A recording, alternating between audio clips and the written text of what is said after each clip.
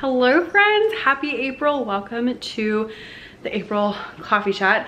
My brain like doesn't register that it's almost April because I am filming this, you know, it's only like 2 days before.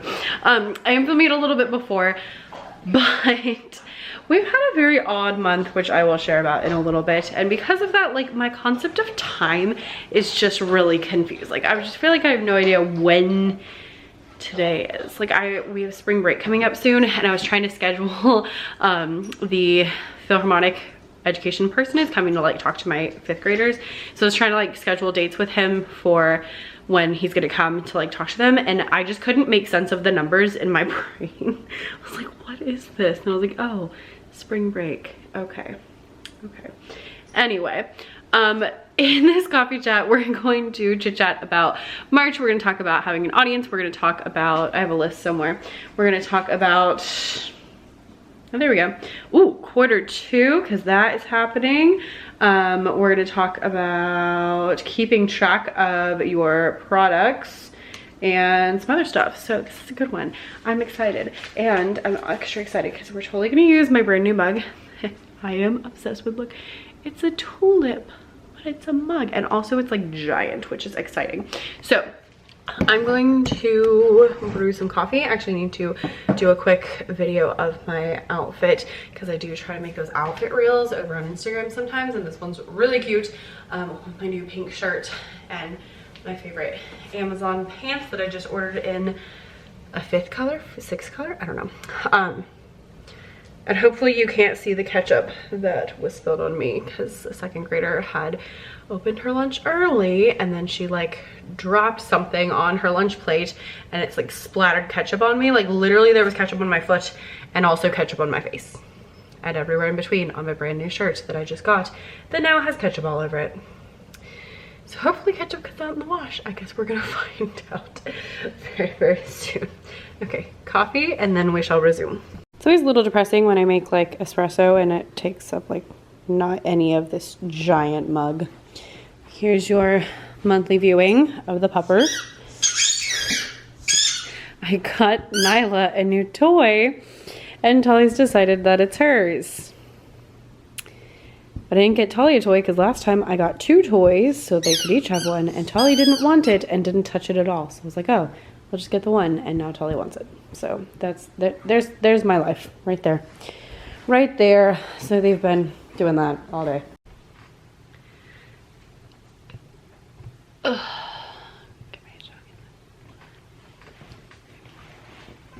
Alright friends, I have coffee. I have my pathetic little sticky note that I fished out of my pocket that has what we're gonna talk about today. And yeah, if you're new around here, let me move that actually a little bit. If you're new around here, hey, this is the coffee chat. The coffee chat is where we just have like a nice chit-chatty discussion about the month, and just things that have been on my mind, things that I've noticed. It's just like really casual and chill, and I love it for that. And I know it's a lot of your favorites too, because I was looking at my data on this channel, and it's like there's a couple of videos that have like quite a few views compared to the rest of my videos, and then it's like all the other most popular ones are all like coffee chat. So I know you like them too, so that's why we stay here. Yeah, let's see. So it's about to be April. The squeaking is just gonna happen because if I take it away from them, then Nyla will whine and whine and whine. So March, I was very excited for March and for spring and all of that.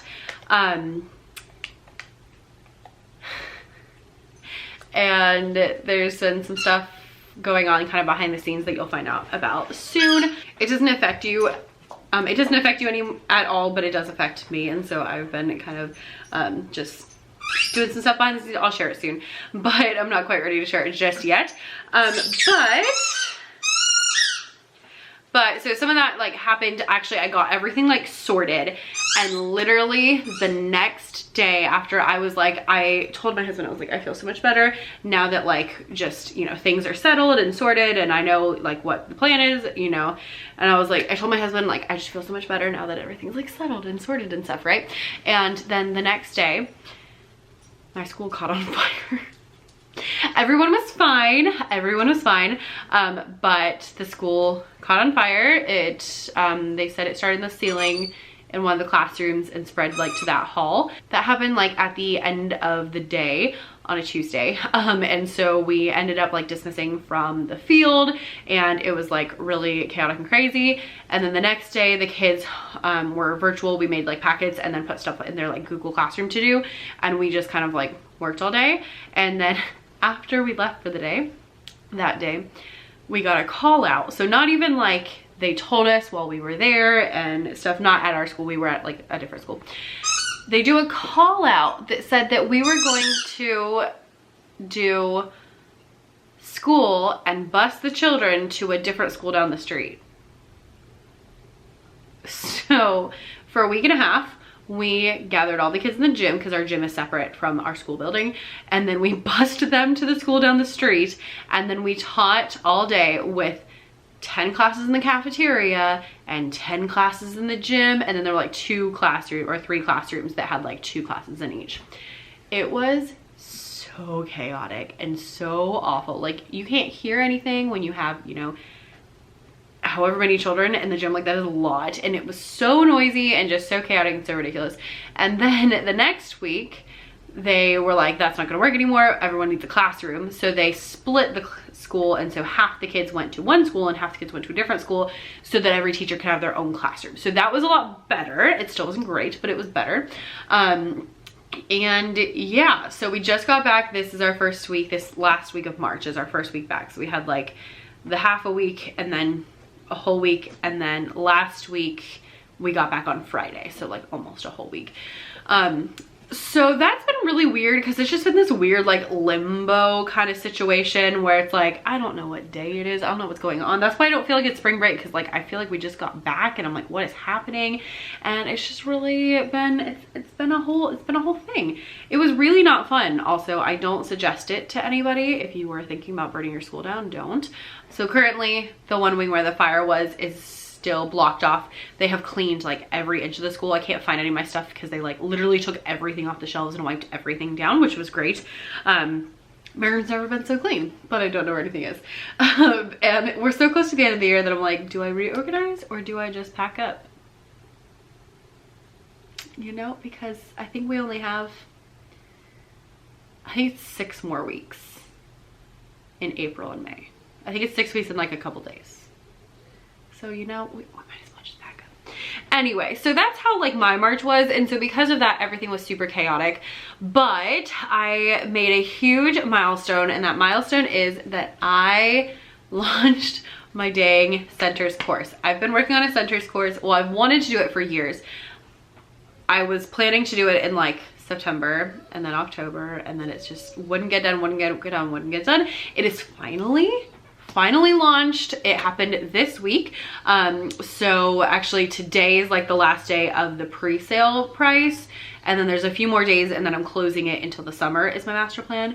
So that's been really exciting just to finally get that done. Like, even just mentally, it feels so good, because it's like that thing that's been in the back of my mind forever. And so I'm really glad. I still have a couple things, because I did like a gradual release, so like each week you get a couple more modules, so I have to finish up some of the modules. But overall, like, the marketing is done, it is out there, the first 4 modules are up, and so I just feel so much better having like gotten that much done so far. And that is just like so helpful. TPT wise, honestly, I haven't done much because I've been working really hard on the course. Having a sale in March really snuck up on me, because usually the sale is in April. So I'm really hoping we don't have a sale in March and in April, because that would be a lot of sales. And it was very unfortunate, because I had like the whole launch planned and everything, and I had already announced it before TPT announced, this is the toy in question, before TPT announced that they were going to be having a sale. And I was like, oh, I can't promote a sale in my course at the same time. So I normally write like 5 emails for the sale, and I wrote like 2. Just like, literally one is titled, P.S. There's a sale this. It was literally called, P.S. There's a sale today. Because I was like, I want people to know, but also like, I don't want to take time out of, but also I don't want to like take time out of the other stuff I'm doing. So that's been kind of weird, but March wraps up. I would love, by the way, to hear how your March has gone. So leave that down below in the comments. I'm still undecided about how I feel about March. But March does wrap up quarter 1. So in like the business world, they sort the year into 4 quarters, just like we do at school. But those 4 quarters are January to March, April to June, July to September, and then October to December. So first quarter is officially done by the time you see this, which is very exciting. And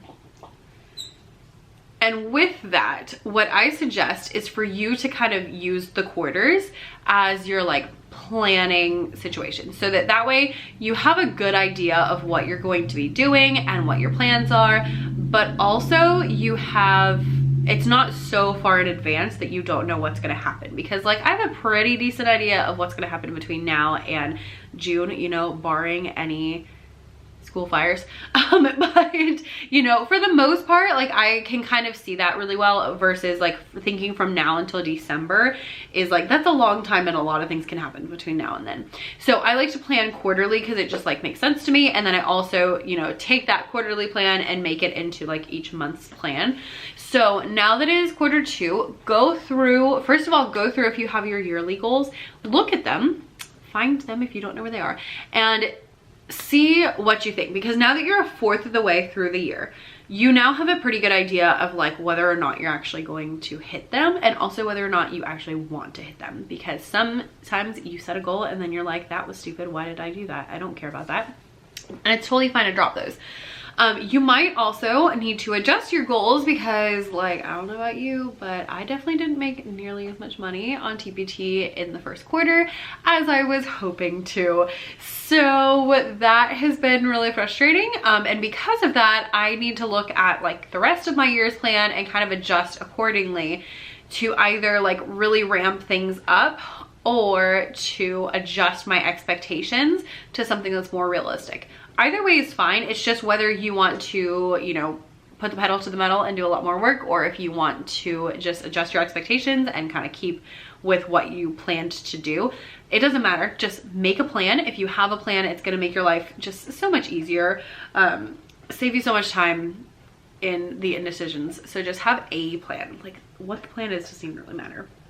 But do think about those things, and also be realistic. Like this is the end of the school year for me, so I know that like tensions are high, the children are crazy, like things like that. And so, you know, and like testing's coming, and so those things can really wear you down if you're a full-time teacher. So if you are a full-time teacher and you know that about yourself, then you need to think about that as you're doing your business wise. So I know last year I came very, very close to what one might call burnout towards the end of the school year. Like I really think if we'd gone to school in June, I would have just been like done. My saving grace was that we were done in May. I wouldn't have been able to handle another month of school.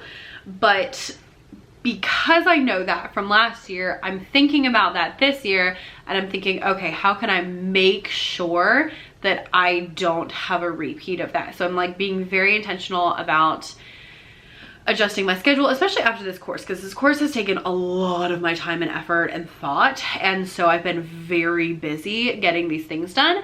And so now I'm like, okay, we need to chill out a little bit. And so I need to like adjust my work hours, adjust what I'm doing, just adjust all those things to make sure that I am not, you know, getting to that place again. So that's my spiel about quarter 2. Make sure you're on track, or, you know, adjust your goals if you're not on track and you know, need to change things. Now is the time to think about that and make a plan. Just be intentional with your life. And that includes being intentional, like, hey, I can't actually work all of the time.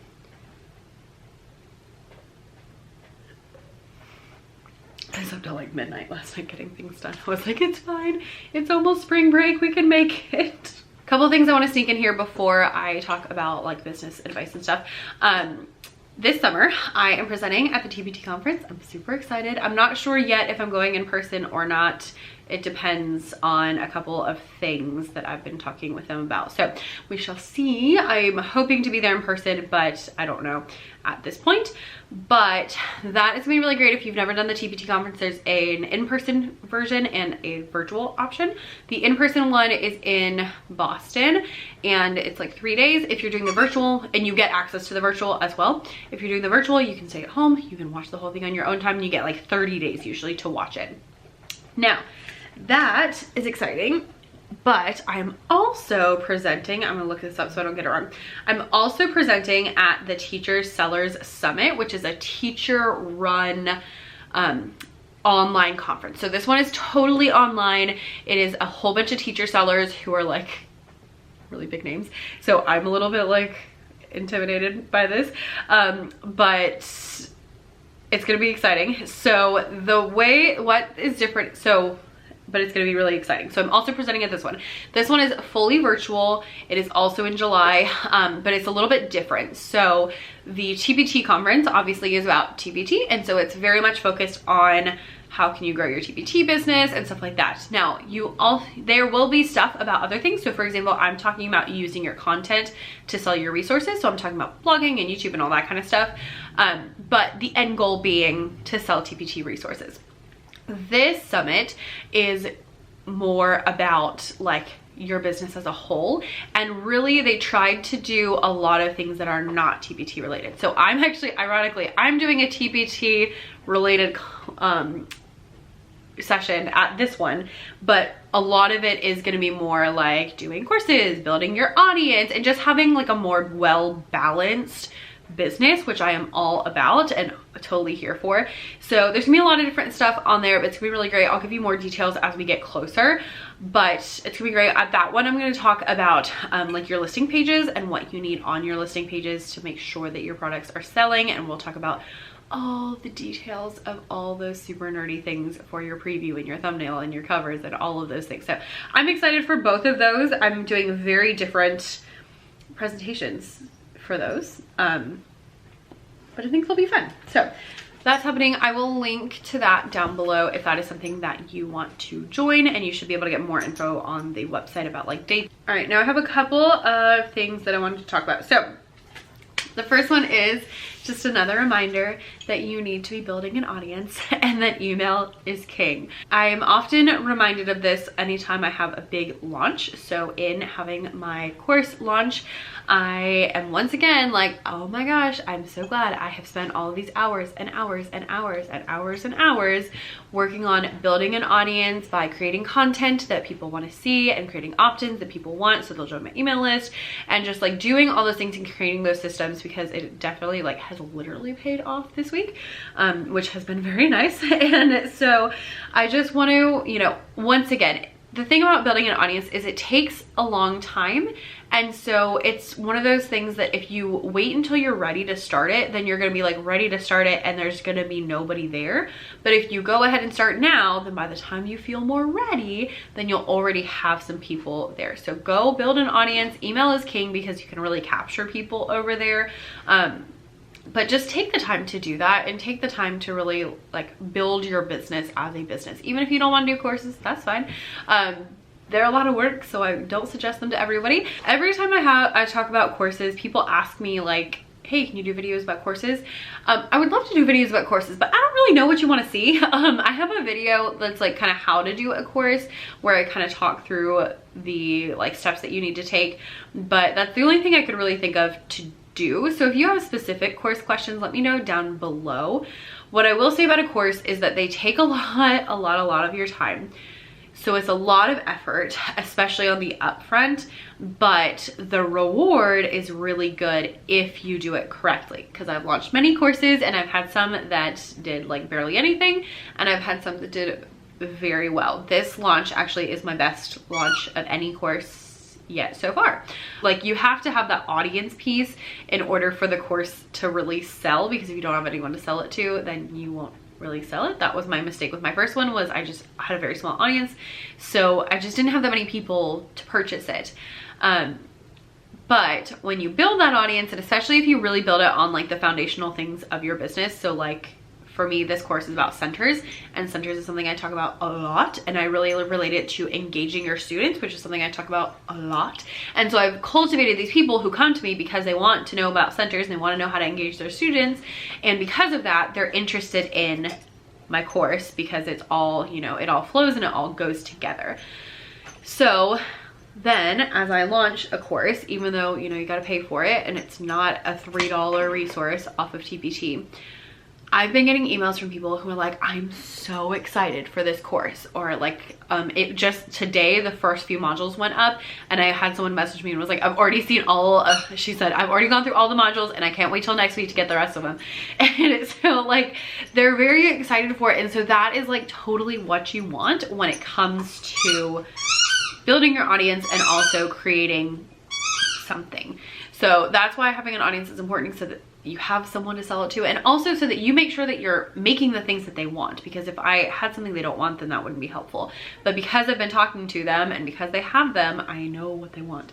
And that goes also for like TPT products. If you know what TPT products they want, then you know what to make and you have someone to sell it to, and it just all kind of flows together. And so my next point, kind of going off of that, is if you do those bigger things, so like a product line, one of those like unit products that takes a long time, doing a course, like those kind of things, they take a lot of time, they take a lot of work, but they also will bring you a really good reward if you do them right.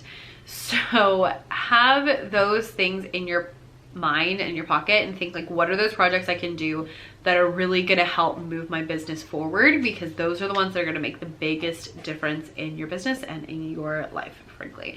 So have those things, like think about product lines, think about units, think about that kind of stuff that you can do that's really going to make a big difference. You know, I love a quick, cheap $3 resource that's fun and that people like, but your $100 course is going to make a lot more money. It's a lot more effort, but it's a lot more reward. So don't be scared to put in the effort to get the extra reward. And let's see, the last thing I had to talk about today on my super fancy little sticky note is I had a question from someone that asked if I keep track of like my products and all that. And the answer is no, not really.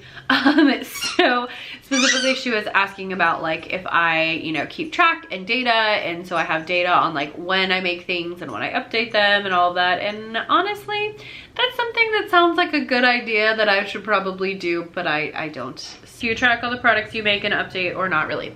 No. I would love to. I've thought about it. I think I've even tried once or twice to like have like statistics on those kind of things. I don't. What I do track monthly though is each month I'll sit down and I'll figure out like where all of my revenue has come from, because you know I have 80,000 different streams of income, and then I'll look through and I look at my top 10 bestsellers for the month, which I find in the app, and then I look at the top 10 bestsellers of all time, because they'll change a little bit. So you want to pay attention to those things that are changing, like anything that's going into the top 10 and stuff like that. And the reason I do that is because that's how I come up with new products, is I'll look at my top bestsellers and then I'll say, okay, what are things that I need to update based off of those things? What are things I need to make based off those things? So if I have products that are doing well, I try to find a product that is similar to that to create next, so that it's kind of like I already know this is gonna work because it's worked with that one. So that's kind of how I do to keep track of data. I also do that with like videos, and I've been adding my traffic in there. So I look at my traffic and I write down what has come from log and what's come from YouTube and what's come from email, which takes forever because I use UTM codes for everything. So I have to go through and add everything up, which is frustrating. But yeah, that's all the data that I keep, and I don't do anything else. But if you have a good system, leave it in the comments, because apparently I need one. So on that note, that's all I've got for today. I have 80,000 bajillion things on my list to do this week and today in particular. So I'm gonna go film one more video. I'm gonna stop at one. This is my problem, is that I want to do all the things. Trying to decide what I was going to film today, and I was like, oh, I need to do coffee chat and you did Q&A, and then I was like, oh, well, I should film, you know, this video and that video and that video, and then I was like, Becca, you do not have time to edit all these videos. So it'd be much more helpful to just make these 2 and then go do other things on your to-do list instead of doing like 18 videos and then not being able to finish them, right? Right. So I'm restraining myself and just doing the 2 and then moving on. And that's my plan for today. I also have an idea for how I'm gonna kind of change up my plan for videos, like how I approach filming them, but we'll see how that works. I'll try it out next month, let you know. Anyway, thanks for watching. Bye.